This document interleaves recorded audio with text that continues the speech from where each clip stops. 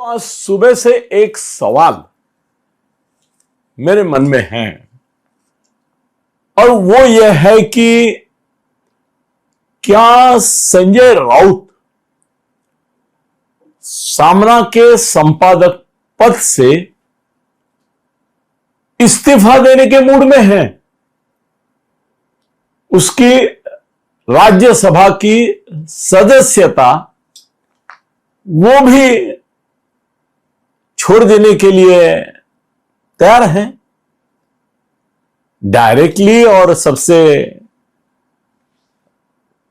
खतरनाक सवाल अगर पूछना है तो मैं ये भी पूछ सकता हूं, क्या संजय राउत शिवसेना उबाठा उद्धव ठाकरे की और उद्धव ठाकरे और ठाकरे फैमिली इनको भी छोड़ने के लिए तैयार हो गया है? ये हिंदी चैनल है और हिंदी वाले सामना मराठी नहीं पढ़ते, तो मैं जानता हूं कि आपने आज का सामना जो है, दैनिक सामना जो मुखपत्र है शिवसेना उबाठा का, उद्धव ठाकरे का, वो पढ़ा नहीं है। नहीं पढ़ेंगे, मुझे मालूम है पढ़ा नहीं होगा। शायद कुछ लोगों ने टीवी के हेडलाइंस में इसका जिक्र देखा होगा कि संजय राउत ने ठाकरे बंधुओं को सलाह दी है, उनको दोष भी दिया है, मगर वो हेडलाइन से आपको यह नहीं पता चलेगा कि कितनी गहरी चोट संजय राउत ने ठाकरे बंधुओं को पहुंचाई है।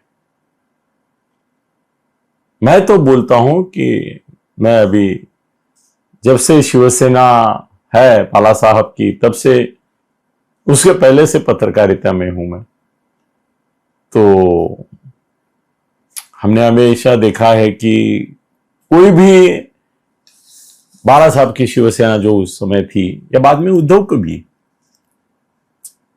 उसके ऊपर अगर ऐसी क्रिटिसिज्म करता है, टीका टिप्पणी करता है, उनको दोष देता है, उनकी गलतियां निकालता है, तो उसके ऊपर शिवसेना के लोग हमले करते थे। हमले, जानलेवा हमले।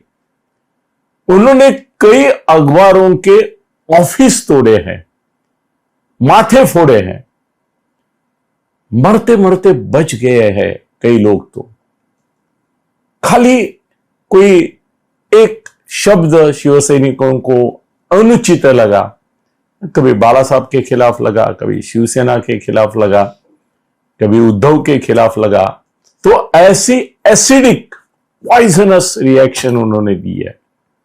ये आज जो आर्टिकल हर संडे को लिखता है संजय राउत, उसका नाम होता है रोक ठोक की, आपको दिख रहा होगा, हो सके तो मैं ये पेज अलग से आपको दिखाऊंगा। ये जो लिखता है, ये आर्टिकल संजय राउत का अगर किसी और अखबार में आता था या किसी यूट्यूब पर कोई ये बातें कहता था, तो मैं दावे के साथ आपको कह सकता हूं कि उसके ऊपर हमला होना अनिवार्य था, गाली गलौच होना अनिवार्य था, उसका बुराई करना अनिवार्य था। शिवसेना के सोशल मीडिया वाले बुराई करते थे, उसको दुनिया भर की जितने भी आदमी को रिश्ते होते हैं और अवयव होते हैं, सबका उद्धार करके, मराठी में तो बहुत सारी गालियां हैं, हिंदी में भी, वो सब गालियां उसके ऊपर बरसा देते थे। जो लिखा है आज संजय राउत ने अपने रोक ठोक इस आर्टिकल में। यह आर्टिकल जो है, यह आर्टिकल दूसरे किसी की लिखने की हिम्मत नहीं होती थी।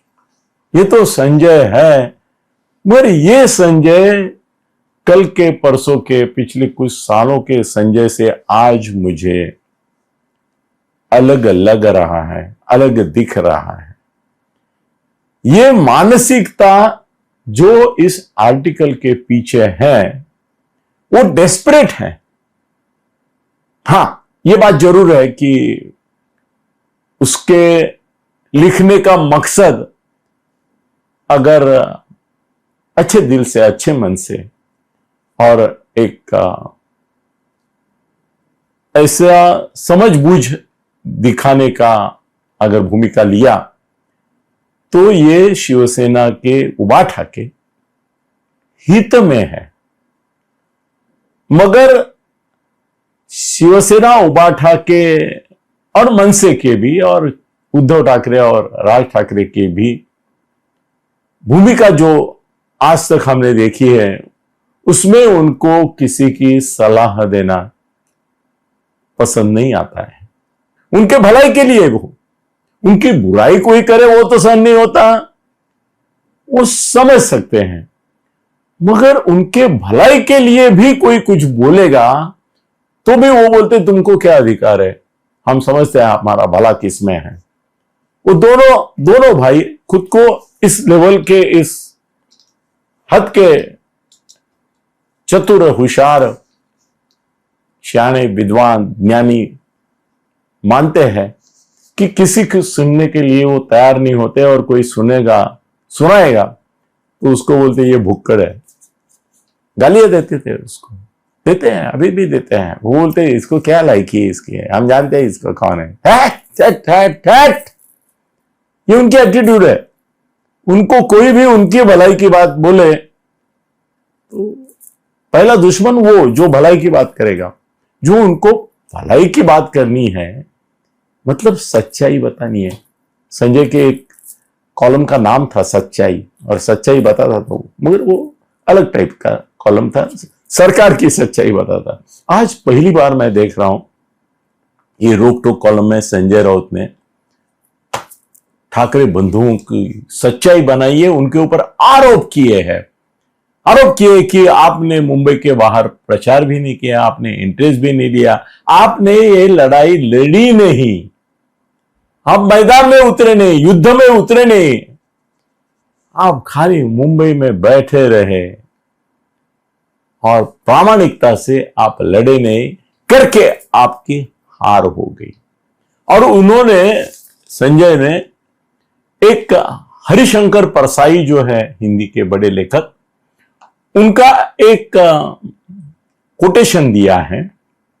उसी कोटेशन में उसने दोनों ठाकरे बंधुओं को ऐसी सुनाई है कि इसके बाद मुझे नहीं लगता कि, खैर मनसे के राज ठाकरे तो संपादक नहीं है, मालिक नहीं है संजय राउत के, उसके पार्टी के, मगर बॉस तो है। मेरे को लगता है हरिशंकर परसाई का जो कोटेशन उसने दिया है, उसने लिखा है आत्मविश्वास अनेक प्रकार का होता है, पैसे का होता है, सत्ता का होता है, शक्ति का होता है, ज्ञान का भी होता है। यह हरिशंकर परसाई लिख रहे हैं। मगर अगला सेंटेंस सुनो जिसकी वजह से संजय और ठाकरे में बड़ी दरार पड़ गई है। वो बोलता है फिर भी मूर्खपणाचा आत्मविश्वास सर्वोच्च असतो।